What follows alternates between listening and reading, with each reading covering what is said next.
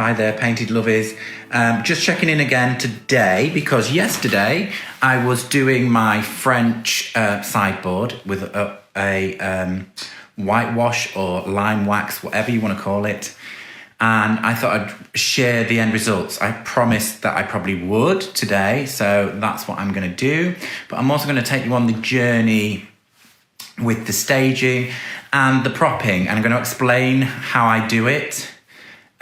This piece I wanted to look like it fell out of a chateau, and that's difficult to do when you live in rural Lincolnshire in the UK, so I have to fake it. So all of you furniture upcyclers that do staging and propping and all of those things, this is going to be really good for you.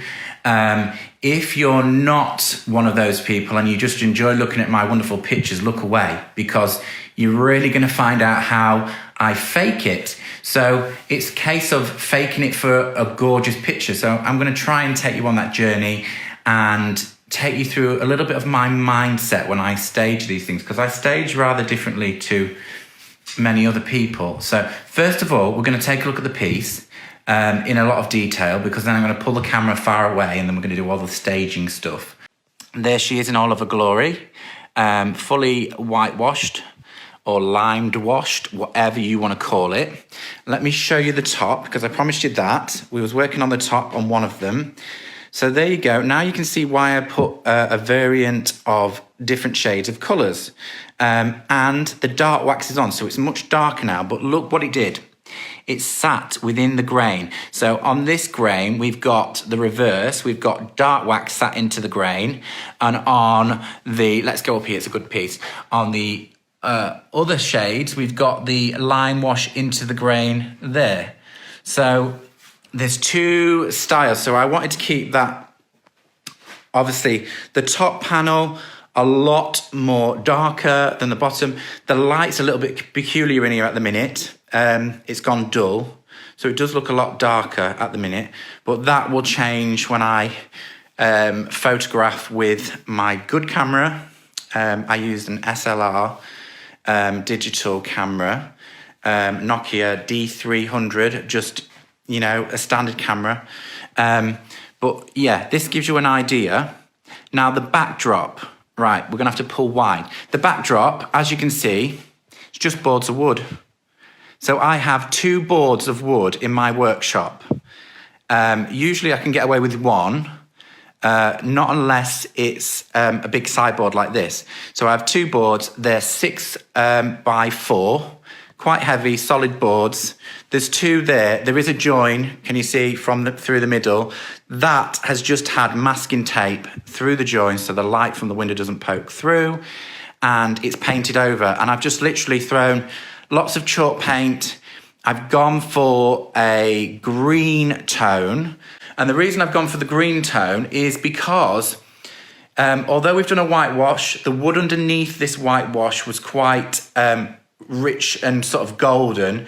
And although we used French linen to knock some of that away, it's still quite warm in its shade. So if I could describe the colour to you, which you won't see on here, it's kind of like a sea urchin.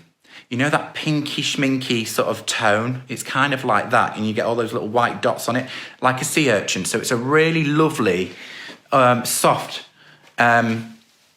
sort of pink in its grain, if that makes sense. So I've gone with a green to neutralise and be a contrast in colour. I've also used, you can see here, there's a little bit of enfleur. I've mixed my brands. The majority of this green is khaki, which is Authentico. And then I've thrown in a bit of Annie Sloan olive to make it a little bit more green, the khaki, and a bit of enfleur. And there's also some sea salt fizz in here. So look, that's what sea salt fizz does. It creates some sort of fizzy frothiness. There's a little bit. So you can see, it just adds those textural elements to my backdrop. So it makes it look very interesting. So there you go. If you can see, if I crop this out, By the time I photograph, you can see what it's kind of going to look like if I keep a steady hand. It against the pinky tiles, the sea urchin-y sort of whitewash and the dark wood and the green to make it pop. A series of things on my desk here that I've pulled out. I'll show you these. So I've got a little old apple crate, quite a nice deep set gold frame. I've got my very lovely Grecian urn. I love this with a little mossy plant hanging out. I've also got some sage. Thought that might be quite nice. And some pears.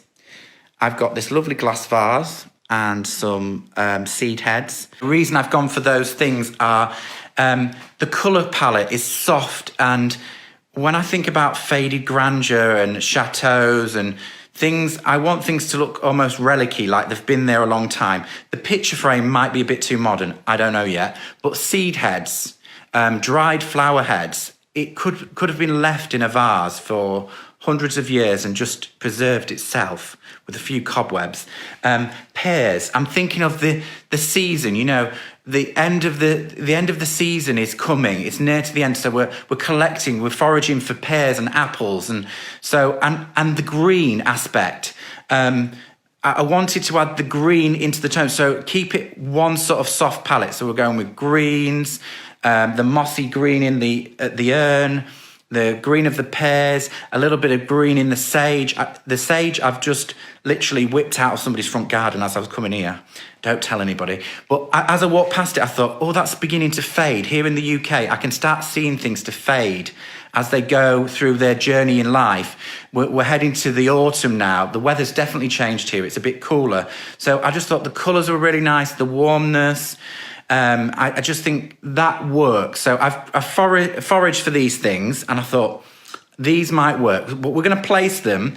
They're either going to work really well or they won't work. So this is how I do it. I kind of create a little story in my head. This chateau, but it's kind of an English chateau really, because we've got like some Englishy things going on. But I'm creating that sort of story in my head, and I want it to look as if it's lived with. So call me crazy. I know you all think I'm crazy anyway, or it might make perfect sense to some people. Let's start. I've already popped a screw in the wall, in the wood to hang this picture frame. I did initially go central with this, right in the middle, to hide my join, and it looks terrible already. I've tried it out, it looks terrible. So I'm going to put it off to one side, so I don't want it to be too dominant in the staging. So it's going to go to one side. It might come off the wall. I will only know this when I take a picture, so you won't see it on the camera at this point, but I'm going to pop it to one side. I've got a little screw up here, and I'm just hanging that up. So it's just going to be slightly out of shot. You can see it there. Let me just flip. So in my picture, you will only maybe only ever see a little corner of it if I choose to keep it, but it's staying there for now. We're going to bring the thing that I most definitely want to put in is the Grecian urn. It always looks fabulous. So I've cut out a little piece of paper so I don't mark my top. Please, when you're staging, wax is fresh. I don't want to create any issues with my finish. It's so beautifully finished, so I'm going to place that down. This is a bit of watercolour paper, so it's quite thick, but I don't want the white showing, so I'm going to pop that there, just off centre. How does it look to you guys? So yeah, there's the green. We're adding lots of green already. What else have we got? Let's go for the bigger prop. So I've got this fruit crate. This is why I'm saying a bit English, because look, that's most definitely an English bit of sign writing, but I'm going to pop this down on the floor here. It will help just end my visual in the photograph. The reason I'm popping, so if I do it here, the reason I'm popping something there, it will give me an excuse to get on my hands and knees and take a picture of that corner, maybe the leg, maybe just this side of the piece, just one side, so it can draw interest to the part of the piece of furniture, like I might take a piece, just a shot that literally ends here in a right angle, so that might look interesting there. What I suspect is maybe a bit of height in that, so I've got the dried flowers. It's just creating a lot of interest in that corner, even though you can't see it that really well, but it will show up really great on camera. So well, I'll probably play around with them. I think they'll be good down there. See, a lot of these things I will pop in the picture and then take away, because if they don't work, there's no point in them being there. But the idea for me is to make it look like they've lived there all this time. So, right, the next thing, the tabletop. I do like this blank area, because we've got some texture on the wall. I think that needs to stay here.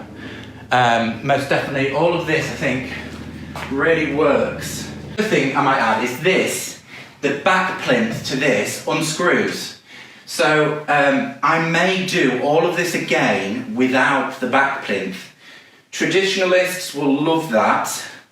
People that like a more contemporary finish, they'll like that linear line without that the back plinth. So I'm going to remove that for some of the pictures, but mainly do it with, because I've done the work, I want everyone to see it. But the sideboard looks amazing without it, but it also looks amazing with. There we go, sage. It's a lovely, lovely shade. It's starting to fade a little bit. So I'm thinking natural things. It's either going to work or not work. It could work with a little bit hanging out. So if I come close, you can kind of, does it work? Not sure. If I go like that, you kind of get a bit more of a framed angle. I'm not sure about the sage. I really like the ideas of apple and sage. I don't know why. It kind of reminds me of a Sunday. That works. The corner of the picture, yeah, that kind of works, and the wall looks great. It feels right. Maybe I'm going to pop some pears on, because I wanted the pears. I think the pears will balance the green. Yes, they do. So they're picking up on the green of the plant in the top. So going back to my green, I think uneven numbers. I've got a whole bag of pears. Mr. Mendes is going to be eating lots of lovely pears over the next few days. So maybe end on like so. See, yeah, it kind of works. I have a feeling, look, the pear works at a distance. I think it's the sage. I think, as much as I love the sage, I think it needs to be, you know how when you dress something, sometimes someone once said to me, dress your piece of furniture and then remove something at the end. I think what it needs is not 4 pears, it needs 5 pears and no sage. I think, let's see, lose that sage, so maybe 2 at this end, so there's a point of interest at this end. Don't want the sticker. So there's 2 at this end. Get rid of that, maybe like that, so they're just sat on their own. Does that work? Yeah, see, look, that works. Interesting. Picture, dried flowers, box, furniture. Draw the attention to the piece of furniture. The sage has to go. I'm disappointed about the sage. I kind of wanted that in the picture, but for some reason it just doesn't work. See, that works, doesn't it? I've also got this beautiful French door here, which I will leave as wood because it balances the wood, and I might just crop it into the side. I've also got a little hanging plant that's off the top of there. I thought I'll bring that down. But yeah, maybe that's it. Maybe we've got it. Maybe that's exactly what I need. So it gives me reason to come in close and take a picture of the grain. What do you guys think? That's kind of what I do with my staging. The wall behind is obviously the backdrop. The little crevice in between the 2 boards, if I explain what I've done here. So a little crevice there. You can slightly see it. I've just used masking tape. So I've masking taped the two to stop the light travelling through, and I've painted over it. You can see my little thing that is holding the two boards together. It's also got skirting on the bottom, holding them together. But what I will do is, when the pictures are done, that line will show in the pictures, because the camera is such a good quality. I will remove the line with an editing app, which I use on my iPad or my iPhone. I can quite quickly do that. All of my painted groupies that are in the academy, we did this once before. We talked about, should we edit, should we not edit? I believe everything should be edited, because you've got to, the camera does lie. What you see with this and what you see with the camera are two very different things. And the trick is, be very true to what you see, because if you're a furniture painter and you're selling furniture and you over edit it, the person that comes to buy it is not going to be impressed when they get to the other side. So the trick is slightly tweak, but don't kill. Don't up the saturate too much so the white background's white and the colours look too vibrant, because if you do that, the person that buys it's not going to be happy, are they? So you've got to be very subtle about the edit. For me, what I have is little things like these boards are wood. They're actually wood, and I want them to look like a wall. Occasionally there's a little knot or something in there, or a speck of dust. I just kind of like blend them out. So it's usually not the furniture that I edit, it's the backdrops. I hope you like it. What I'll do, and I hope you've gained something from it, it's very different staging to a lot of the other groups that do staging. Is just the way that I do it. I feel that generally when I stage something, I like it to look like it's lived with, that it exists, in reality. It's like an actual chateau, maybe. So not everybody does that. A lot of people have white walls. Let the piece of furniture, quite often white or black are amazing colours. So if you really want your piece of furniture to pop out, white or black. Black is amazing. If it's a colourful piece, use black. And yes, if you want it to be commercial, then go for those colours and keep it simple. Kind of don't try and inflict your taste on other people if you're selling. So that's what I would say. Again, I don't think this as a taste is inflicting too much taste on somebody. It's not what everybody's house is going to look like. They're not going to have a wall like a chateau, but the things that are with it, pears, they're not offensive, are they? It's not a picture of my great auntie on the sideboard, which is not going to sell it either. You don't want somebody's children or great auntie staring back at you. So think about it logically. Think about the things that people might live with in their home or inspire to live with. So that's how I do it. Please look at, I'm going to take the pictures right now. So the light's pretty good. Also, talking about staging, you'd wonder why I would do my staging on two boards here. So let me just take you out. My original workshop, this wall behind me, if I come here, was always going to be my staging wall. It was painted out white. It was absolutely perfect for staging, and then I started to use it and it was terrible. And the reason it's terrible is that right in front of me, where I'm pointing that way, is I've got bifold doors in my workshop, and that is not direct sunlight. The sun comes round in the afternoon, but you can see from my glasses there's lots of natural light coming in, and full-on light onto a piece of furniture that way is not always pretty. It's much more prettier when you go with a cross light. So if you can, stage your furniture with a cross light. Unfortunately, that's the reason why I use boards, because behind those boards there's another window there. Quite often I'll do it that side, or quite often I will do on that side. So there's all of my junk. So it is a good angle to do with cross light coming across your piece.